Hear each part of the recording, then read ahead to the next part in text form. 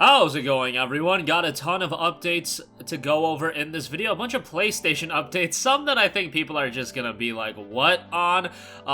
A lot of discussion over, I feel like the last year, 16 months, on a potential PlayStation 5 Pro, and Insider Gaming Tom Henderson is noting that a PlayStation 5 Pro could be in development and could release in late 2024. I want to talk all about that, and we have some updates on Naughty Dog titles. We'll talk that in just a little bit. But, first of all, Insider Gaming sources have confirmed that the PlayStation 5 Pro is in development and could release with a tentative release date of late 2024. Insider Gaming previously reported that a new PlayStation 5 with a detachable disc drive is scheduled to release later this year. It's understood that this new model will phase out the current PlayStation 5 to cut down on production and shipping costs, in spite of the widespread report that this is not the PS5 Pro model. This is, quote, just the beginning of new hardware coming to PlayStation users this generation, said one source when talking about the detachable disc drive console. As for what the PlayStation 5 specs will entail, details are limited. However, a recently published patent by PlayStation architect Mark Cerny, spotted by Onion 00048, suggests that Sony Interactive Entertainment is looking to accelerate ray tracing performance in video games. If you notice, ray tracing is the one thing that absolutely murders gaming performance. That is not just the case on the PlayStation 5, that is across the board. Ray tracing is just incredibly demanding at this stage of the game, and it's something that I don't know a lot of people that really like to play their games with ray tracing enabled. Like, it's a nice little bell and whistle to add to your games, but the performance hit is just so high that it's not really reasonable to take that kind of performance hit just to enable ray tracing. Nonetheless, just like with the PS4 to the PS4 Pro, we can generally guess pretty confidently that the PS5 Pro will have increased visuals, performance, and speeds, but as far as leaked details, we'll have to wait until a later date to release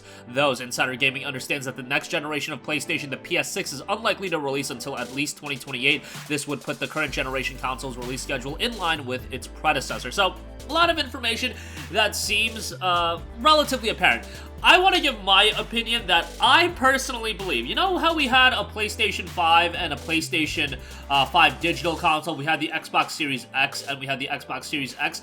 I like the idea of multiple SKUs of a console available right out the gate on launch day. However, I wish that we were in an era where there were a larger number of them. I'm not going to say a large number of them, a larger number of them. What I would like to see is 3 models: a budget-oriented model, a mid-range model, and then a high-end model, so we don't have to do any of this Pro nonsense in the middle of a generation, or an Xbox One X nonsense in the middle of a generation. Let me drop, let's say, you know, $1,000 right out the gate the day the PlayStation 5 comes out. Let me get a souped-up version of that console that's going to be running games better and performing better than, let's say, the mid-range model, and the mid-range model can still run all those games, and then the lower-end model can still run on all those games. I know that that does make a little bit of a headache for the developer to then make sure that their games run on all 3 platforms, but all I'm asking is that the high-end model, let's say, runs games at a higher frame rate or a higher resolution than the mid-range model. I'm not saying for the higher-end build to have, you know, exclusive games or anything like that. I absolutely don't think you can do that. I don't think we can be in an era where you divide the user base across multiple SKUs of consoles. Absolutely not. But this has worked with the Xbox Series S and the X. I know the Series S on some games has been a little bit limited, but I do think we can get to a point where you can have a budget, a mid-range, and a high-end build, and maybe the budget and build is restricted from some games throughout the generation. I don't know how you can handle it. I'm sure they can figure out a way to make it work, but that's, you know, in my head, the ideal way to operate as far as having multiple SKUs. Instead of having a mid-gen upgrade, like, I don't want to buy a PS5 and then mid-gen I'll be like, should I buy a PS4 Pro? I mean, I did cave in and buy a PS4 Pro last generation.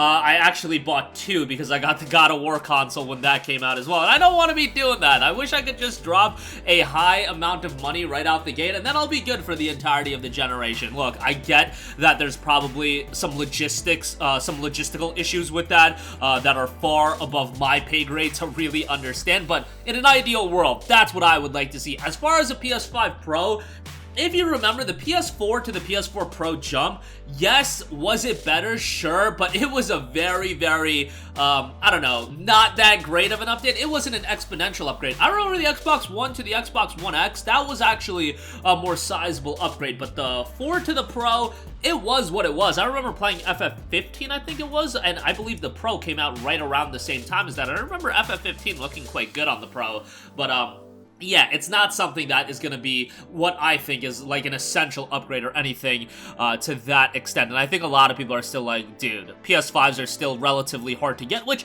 I don't really think is the case anymore. Look, you want a PS5, you can get one pretty easily at this stage of the game. For some reason, they're still being scalped on eBay. I have no idea why that is. Please do not be spending that money because you can get one fairly easily these days, but nevertheless, I think some people at this point are just getting their hands on the PS5 now, so to hear about a PS5 Pro, I could immediately understand people being like, bro, what are we doing here? PS5 Pro already? No. But yes, I could see it easily happening by the end of 2024. You're talking by that point, 4 years since the launch of the PS5. How time flies as far as that's concerned. I know we had this year or two of like PS5s just being in a drought, not available really, but man, by the time we get to end of 2024, we're talking, you know, that's the mid-generation point, so to speak, for the PS5, which is wild to think about, but nonetheless, there you go with that. Moving on from that, Naughty Dog has noted that we'll hear much more about The Last of Us multiplayer spin-off this year. On March 13th, Naughty Dog co-president and original Last of Us director Neil Druckmann took part in a spoiler cast for the HBO adaptation of Last of Us with kinda funny.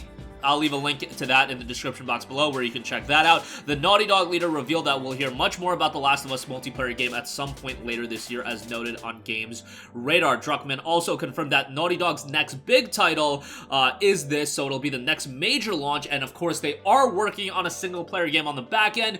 Druckmann did note it's something that the studio wants to work on, and they've heard about the demand for Last of Us Part 3. Reading between the lines, I don't know anything, but it seems like to me that they're working on The Last of Us Part 3. I get that Sony's gonna leave Naughty Dog to their own devices to do whatever they want, but at some point, you do have to look at the financial aspects to it as well. Last of Us as an IP has so much momentum right now that I feel like not doing a Last of Us Part 3, honestly, I think that's business malpractice. I get it, Naughty Dog can do whatever the hell they want and people will be interested in it, but not to do a Last of Us Part 3 at this stage of the game, I just feel like is leaving so much money on the table, like a ridiculous amount. It was one thing when you want to walk away from Uncharted. Uncharted did not have a television series that catapulted the franchise to new heights like Last of Us does right now. Last of Us as an IP is so much in the mainstream, more so than it has been in the past. Like,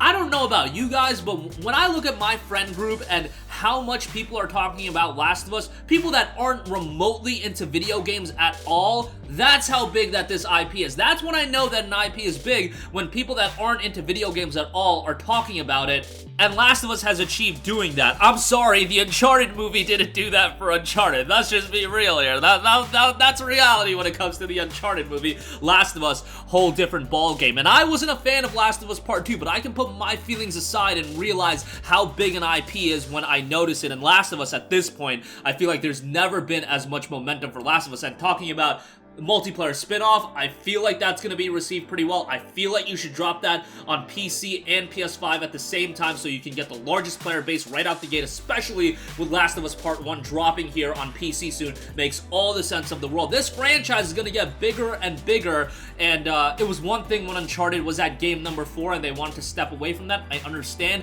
I think Last of Us, there's still a lot left to do, and you know, this is talking about, again, somebody that did not like Last of Us Part 2, but I can put my feelings aside and realize when there's a lot of money to be made, you know, there's the idea of let's do whatever the studio wants to do, and I can understand Sony being like, hey, it's Naughty Dog, they've done so much good for us as a publisher, but at some point, I also feel like it's just business malpractice to not go forward and do a Last of Us Part 3. That's just my 2 cents. Maybe this is me just looking at it from a financial standpoint too much and looking at that aspect of it, but yeah, I just think there's so much demand for a new Last of Us, and Druckmann noted they hear the demand for a Last of Us Part 3. I think ultimately it sounds like this is an IP that they are also super invested into, so I personally have to believe that the next major single-player Naughty Dog title is going to be Last of Us Part 3, but we'll see. That's just my speculation. That's just how I feel it would be handled, but let me know what you guys think. But that's going to do it for me. Again, tons of big PlayStation updates, the potential of a PlayStation 5 Pro in late 2024, and as far as Naughty Dog goes, Last of Us multiplayer title, we're going to hear much more about that later this year. As far as the next single-player title, I have to believe it's Last of Us Part 3, but we'll see. That's my speculation. Let me know what you guys think. Sound off with all of your thoughts in the comments section down below. Thank you for watching, and goodbye. Hey guys, we hope you enjoyed the video, and if you did, make sure to hit the subscribe button, and if you're already subscribed, do us a favor and hit the bell icon. This way you'll be notified whenever we post a new video. That's the best way to keep up with all of our uploads, and we usually try to upload 2 videos a day. And with the bell icon hit, you'll be notified whenever we do upload a video. As always, thanks for watching.